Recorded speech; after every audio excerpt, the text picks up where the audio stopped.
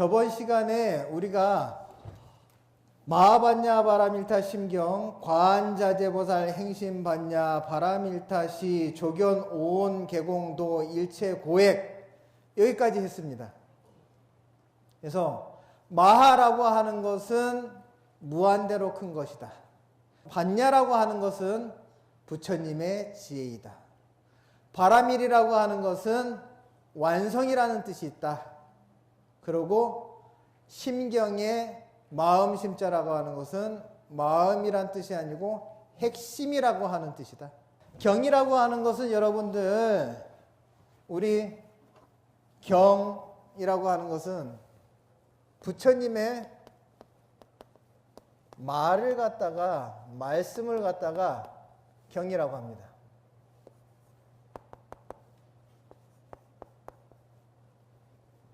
그러면 여러분들 율이라고 하는 게 있습니다. 계율이라고 하는 게 있어요. 그래서 계율이라고 하는 것은 부처님의 행동입니다. 행동을 갖다가 율이라고 합니다. 그래서 경, 율.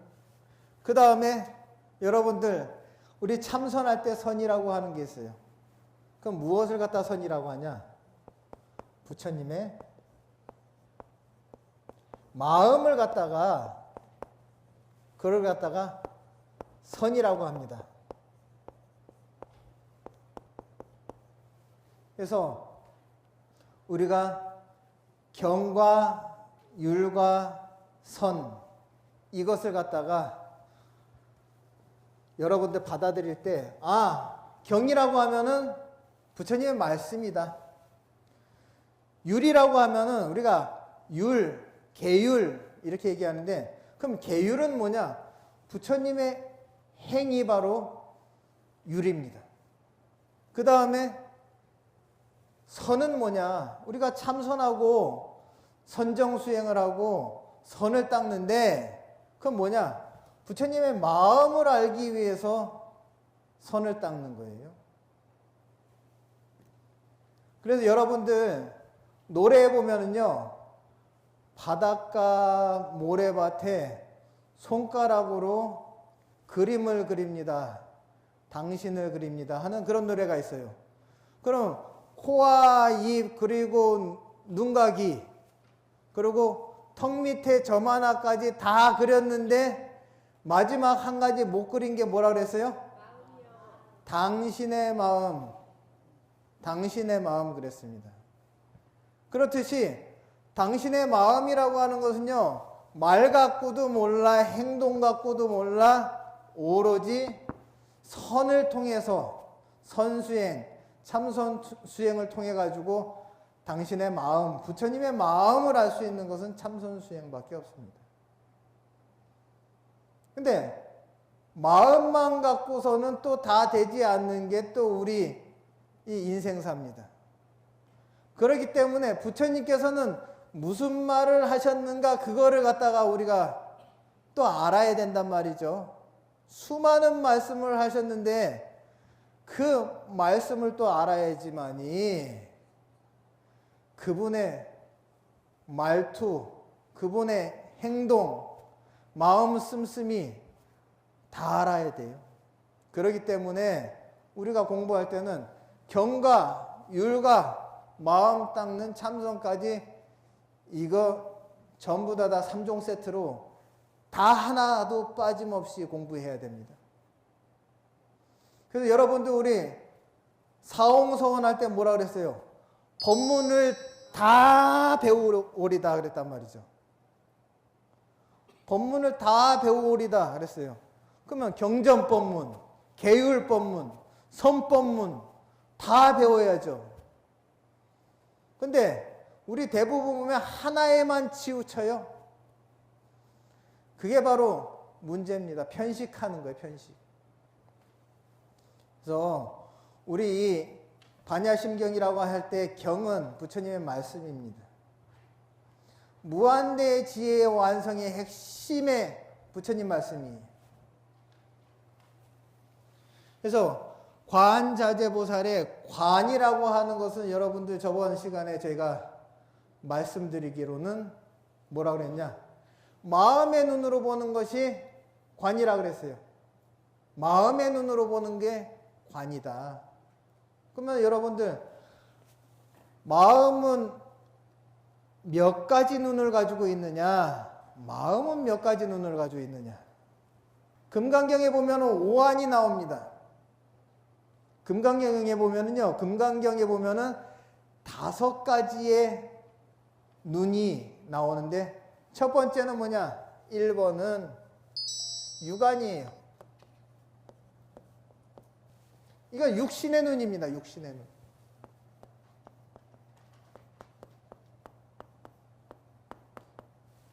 몸에 붙어 있는 눈이죠.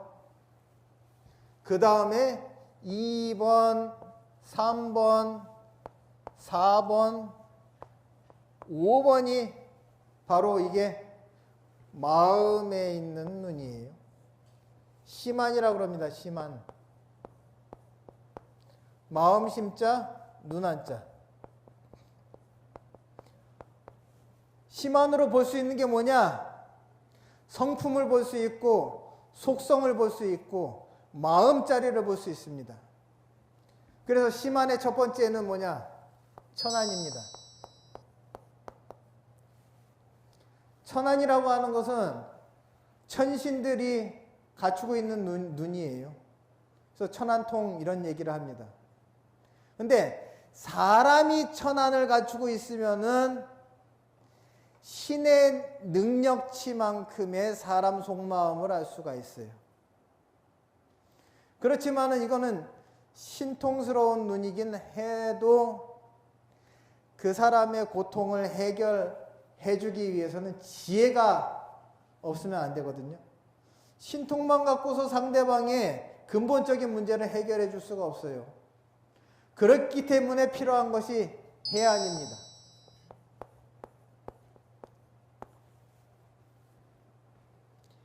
해안을 얻으려고 하면은요, 2가지로 접근해야 됩니다. 첫 번째는 사성제예요. 두 번째는 12인연입니다. 이 사성제 12인연 전부 다 좀 있으면은요, 여러분들 반야심경 강의에 있다가 나올 겁니다. 무고집멸도. 고집멸도가 없다. 이렇게 얘기했단 말이죠. 고집멸도가 사성제예요. 무무명, 영무무명진, 내지 무노사. 이게 12인연입니다. 그래서 해안이라고 하는 것을 얻으려고 하면은 기본적으로 사성제와 12연기, 12인연법을 갖다가 수행을 해야 됩니다. 그 다음에 4번째 심화는요, 법안이에요.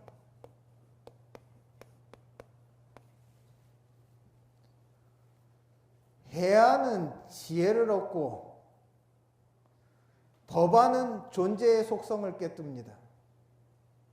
그래서 법안이라고 하는 것은요, 무엇을 통해서 얻을 수 있느냐? 이거는요, 바람일 수행을. 그래서 이거는 대승법을 갖다가 수행함으로 인해 가지고 얻어지는 겁니다. 그래서 보살 마하살들이, 그러니까 마하라고 하는 것은 아까 얘기했죠. 저번 시간에 말씀드렸습니다. 무한히 큰 것이 마하다. 그러면은 보살 중에서도 무한히 큰 보살이 보살 마하살이에요. 이런 분들이 가지고 있는 마음의 눈이 법안입니다. 그 다음에 최상의 최고의 마음의 눈은요, 불안입니다. 부처불자, 눈암자, 불안입니다. 부처가 되면은 이제 안욕다라 삼명승보리를 이루고 일체종지를 이루어가지고 이 불안이 열리게 됩니다. 그래서 이 불안은 오직 부처님만 아는 능력. 여러분들 그 관세음보살님이나 문수보살이나 지장보살님이라고 할지라도 중생교화하는 데는 아무 지장이 없어요. 그렇지만은 그분들을 부처 만드는 데 있어서는 이 불안을 가진 분들의 교화력이 필요하다 이 말이에요. 왜 그러냐면은 대보살 마하살들이 아까 4대보살 여러분들 전에 제가 4대보살을 얘기했죠. 대지문수사리보살, 대행보현보살, 대비관세음보살, 대원본존 지장보살 이 4대보살 우리가 제일로 많이 의지하고 신앙하고 따르는 보살님들입니다. 그렇지만은 그분들을 갖다가 성불시키는 분들은 불안을 가지고 있는 부처님들이. 그렇기 때문에 여러분들 제가 이렇게 눈을 갖다가 5가지로 나눠서 이야기한 거는 심안이라고 하는 건 마음의 눈입니다. 육안이라고 하는 것은 물질의 눈이에요. 그렇기 때문에 우리가 이 물질의 눈은 물질도 제대로 못 봐요. 근데 이 심안이라고 하는 것은 일체 모든 것의 성품, 속성, 드러나지 않는 것, 그것의 내력까지도 전부 다 알 수 있는 겁니다. 그렇기 때문에 관자재보살의 관이라고 하는 것을 갖다가 우리가 정확히 이해하려고 그러면은 이 눈이라고 하는 것, 이 개념을 갖다가 이해하지 않고서는 어렵습니다. 우리가 제일로 반야심경의 핵심은 반야심경의 수행 방법을 갖다 반야심경이 제시한 수행 방법이 제일로 핵심인데 그것이 뭐냐면은 조견 오온 개공입니다.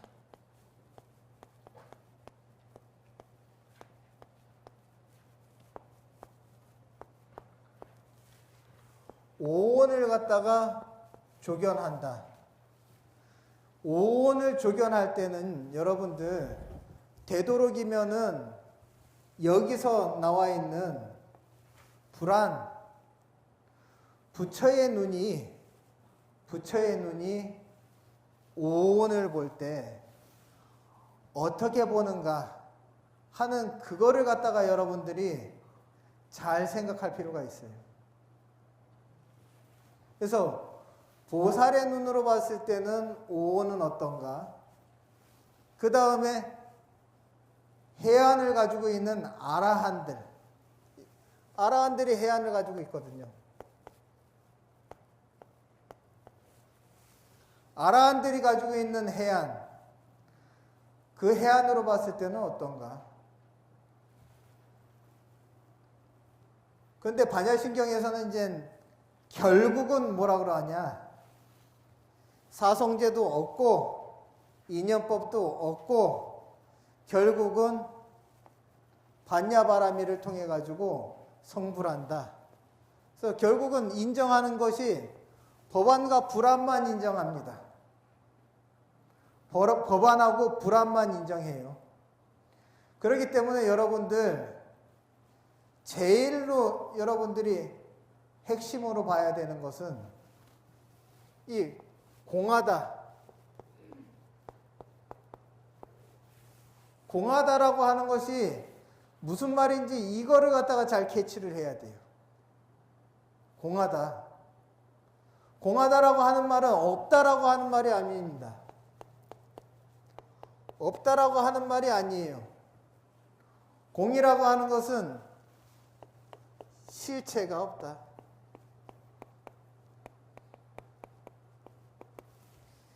실체가 없다라고 하는 말인데 실체가 없다라고 하는 말 그 자체 뜻을 가지고 있는 유식한 말이 있습니다. 무아예요.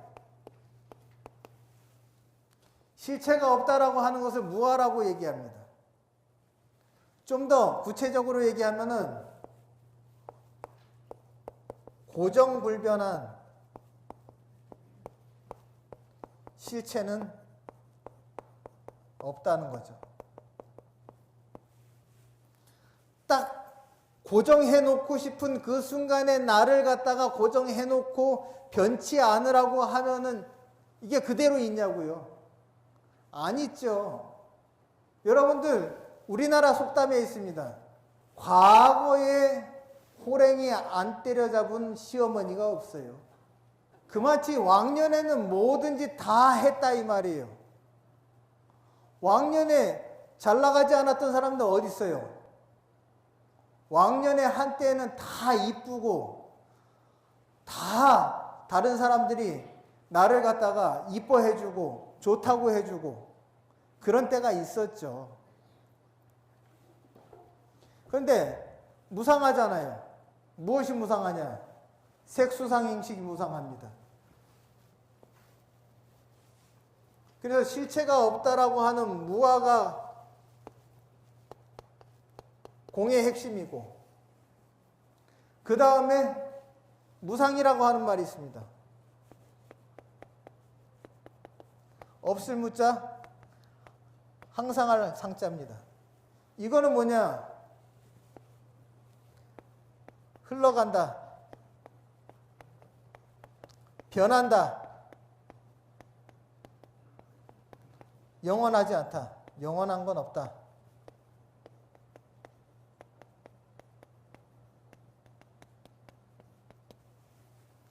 이런 뜻입니다. 영원하지 않다, 변한다, 흘러간다. 이런 뜻을 가지고 있는 게 무상인데, 이 무상이 또 공의 핵심입니다. 그래서 반야심경을 갖다가 여러분들이 알라고 하면은 이 두 가지, 무아와 무상, 이 두 가지를 갖다가 반드시 알지 못하면은 반야심경을 갖다가 제대로 알기가 어려워요. 여러분들 따라해 보십시오. 반야심경을 확실히 알려면 무아를 알아야 된다. 무상을 알아야 된다. 그래서 반야심경을 확실히 알려고 하면은 무상과 무아를 모르고서는 일체 고통과 일체 불행으로부터 해결점을 찾지 못합니다. 그렇기 때문에 실체가 없다라고 하는데 자기는 자기의 실체를 갖다가 만들어 놓고 그게 나라고 착각을 한 상태에서 사람들한테 얘기합니다. 내가 누군데라고 얘기를 해요. 내가 말이야 예전에 이렇게 잘 나갔던 사람인데, 내가 옛날에 우리 학교에서 제일로 인물 좋았어. 그리고 우리 지역에서 내가 제일로 머리가 똑똑했어. 내가 어느 대회에 나가서 상 탔어. 이것만 내세워요. 그렇지만은 그거 변하지 않았는지 한번 보십시오. 흘러서 변하고, 그러고 고정되어 있지 않고 벌써 실체가 없잖아요. 그렇기 때문에 현실을 살아야 함에도 불구하고 과거에 매달려 있는 사람이 있습니다. 이거는 과거를 사는 건지 현재를 사는지 알 수가 없어요. 그렇기 때문에 세월이 가면 갈수록, 별 볼 일 없어지면 별 볼 일 없어질수록 나이가 들어서 인물이 예전보다 더 못하고 건강도 못하고 총명기도 떨어져가지고 총기도 떨어져가지고 이 두뇌 기능이 예전 같지 않으면은 신세한탄만 늘어납니다. 신세한탄이 늘어난다라고 하는 거는 그거는 고통이 그만큼 쌓이고 해소되지 않았다는 얘기거든요. 그러면은 이것만 알면은 고정불변한 실체가 없으니까는 그 흐름을 갖다가 받아들이고 현실을 받아들이고 공하니까 나라고 하는 게 어디 붙들어 매놓은 게 있나? 고정된 게 있나? 벌써 흘러갔는데 라고 해가지고 집착하지 않으면은 고통스럽지 않다 이 말이에요. 그거를 인정하지 않으니까 고통스럽다 이 말이에요.